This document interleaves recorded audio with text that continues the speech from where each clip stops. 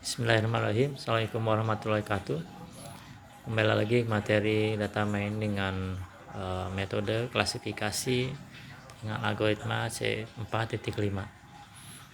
Seperti yang kita ketahui bahwa pengelompokan ini merupakan salah satu teknik dari data mining yang merupakan dari salah satu algoritma machine learning, di mana pada cara kerjanya merupakan dari pembentukan dari pohon keputusan. Jadi nanti akan dihasilkan rule dari pohon keputusan atau decision tree. Cabang-cabang pohon keputusan merupakan pertanyaan klasifikasi, serta daunnya merupakan kelas-kelas atau segmen. Ya. Jadi dari cabang-cabang dari setiap pohon keputusan ini akan berupa pertanyaan pengelompokan, apakah decision ini masuk ke cabang tertentu atau tertentu lagi atau ranting yang lainnya atau tidak gitu. Kalau masuk dia dilanjutkan, kalau tidak stop sampai seperti itu. Gimana daun-daunnya merupakan kelas-kelas atau kelompok-kelompok, masuk ke kelompok mana.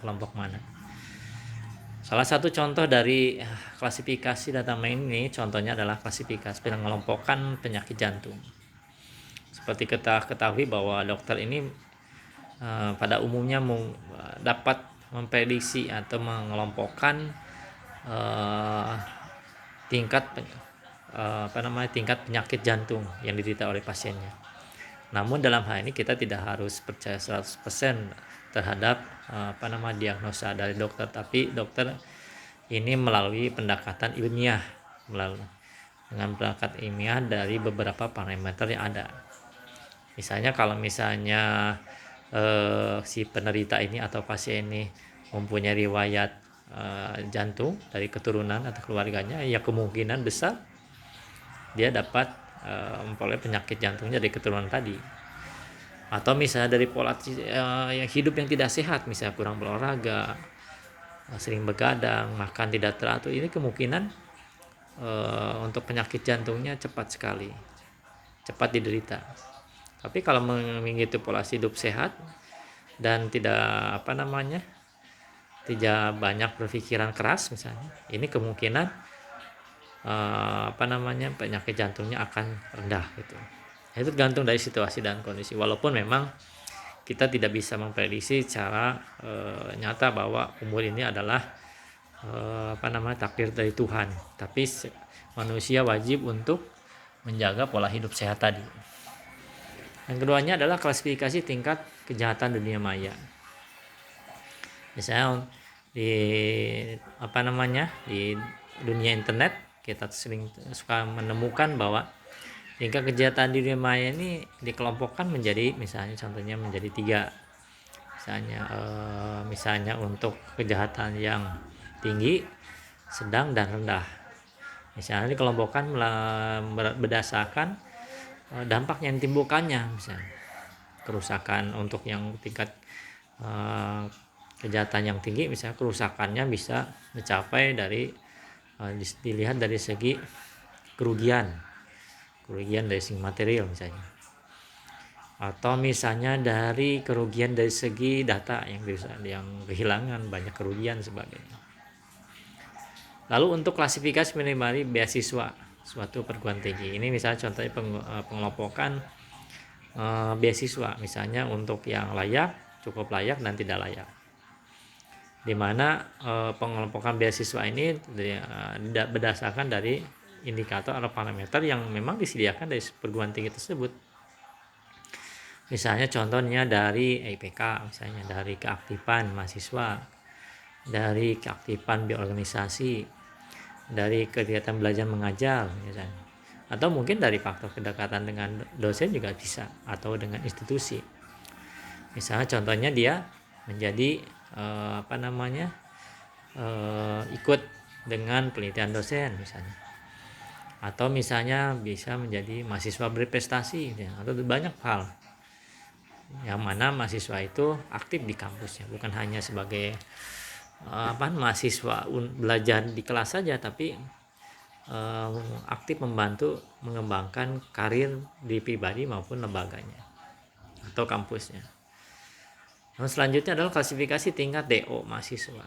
Ini tingkat DO mahasiswa ini memang ada beberapa kampus ya, kebetulan perguruan tinggi yang berkualitas yang dengan passing rate tinggi ini banyak sekali ditemukan mahasiswa yang DO akibat dari mungkin tidak kuat mengikuti pembelajaran yang ada, karena mungkin standarnya tinggi dan mahasiswa itu tidak sanggup untuk mengikutinya, makanya mahasiswa itu DO atau menyerah sebelum pada saatnya atau kelulusan.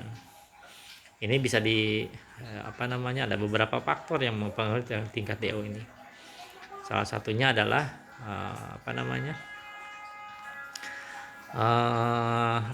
tingginya standar dari kelulusan ya. Tinggi standar kelulusan yang ditetapkan oleh perguruan tinggi tersebut misalnya. Atau misalnya beban hidup yang memang biasanya kalau perguruan tinggi yang besar ini berada di kota, berarti dengan beban hidup yang tinggi ya, mahasiswa itu harus kerja keras untuk bagaimana bukan hanya untuk belajar, tapi bagaimana untuk membiayai hidup atau sehingga eksis di kampus atau daerah di mana kampus itu berada. Lalu untuk yang 5 misalnya tingkat produksi padi, ini bisa dikelompokkan misalnya tinggi, sedang, dan rendah. Dimana untuk tingkat produksi padi kan dipengaruhi beberapa faktor, misalnya cuaca, misalnya bantuan pemerintah, misalnya bantuan pihak terkait gitu, atau misalnya bisa jadi dari petani sendiri, atau misalnya dari eksternal, misalnya hama misalnya. Nah, ini bisa mempengaruhi tingkat produksi padi dan sebagainya. Banyak sekali untuk contoh-contoh klasifikasi kedalaman mining yang memang dikelompokkan menjadi kajian dari kajian dari klasifikasi. Nah, ini ada contoh dari rule dari detection tree, di mana untuk umur misalnya ini ada keputusannya, misalnya jika umurnya kurang dari 5 tahun dan dia berpendidikan, maka dia akan masuk antara kelas A misalnya SMU atau kelas B misalnya kuliah. Tapi kalau dia lebih dari 50 tahun kemungkinan dia masuk ke kelas C gitu. Nah, ini ada contoh kasus, misalnya ada tabel perakiraan cuaca misalnya untuk perakiraan cuaca ini, misalnya pertama parameternya adalah cuaca, suhu, kelembaban, dan kondisi angin.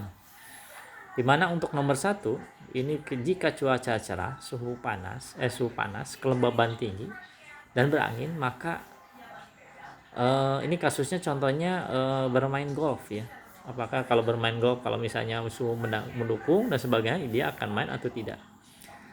Contoh kasus untuk nomor 1, jika cuaca cerah, suhunya panas, kelembaban tinggi, berangin dan tidak berangin ya. Kalau salah berarti tidak berangin, berarti dia tidak main. Diprediksikan dia tidak main. Tapi kalau cuacanya cerah, suhunya panas, kelembaban tinggi dan berangin, maka dia tetap tidak main. Tapi kalau cuacanya berawan, suhunya panas, kelembaban tinggi, kondisinya tidak berangin, maka dia akan diprediksikan main. Lalu di sini ada dan sebagainya ya. Kalau ini contoh kasusnya ada 14 data. Jadi ada keputusan main dan tidak. Ini ada entropi. Entropinya dengan rumus sigma J sama dengan I sama dengan K kurangi PJ log 2 PJ. Lalu kita hitung entropinya sampai dengan bla bla bla. Di mana tabel hasil perhitungan datasetnya total cost 14, sumnya 10, yang iya-nya, yang tidaknya 4. Di mana entropinya adalah 0,863. Ini kita masukkan ke dalam tabel ini. Ada cuaca, ada suhu, ada kelembaban, dan berangin. Dimana untuk cuaca ini ada berawan, hujan, dan cerah. Suhu itu dingin, panas, sejuk. Kelembaban tinggi normal. Berangin ini salah dan benar. Nah, nanti angka-angka ini yang entropi totalnya dimasukin di dalam nilai entropi tadi.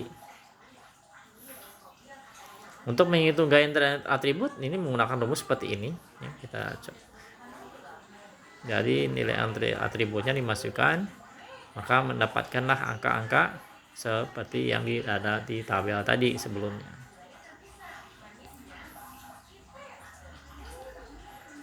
Nah, ternyata dihasilkan bahwa jika misalnya suhunya cerah, ini panas, kelembaban tinggi, ini berangin, maka tetap dia tidak main. Terus kita berlanjut sampai kita menemukan pohon keputusannya. Dimana untuk pohon keputusan jika kelembabannya tinggi, cuacanya ininya berawan, ya, dan ini jangan tidak cerah, apakah dia akan main atau tidak gitu. Dimasukkanlah ke dalam ini rumus ini tabel baru. Jika cuacanya hujan, suhunya sejuk, kelembaban tinggi, berangin. Kalau di sini tidak berangin karena ini salah, berarti dia akan main. Terus ditemukan karena ini belum, kalau yang tabel di atas ini belum ketemu daunnya, tapi kalau yang tabel di bawah udah ketemu. Tapi makanya pada saat ini hujan 1.1.2 ini tanda tanya, ternyata untuk 1.1.2 itu berangin.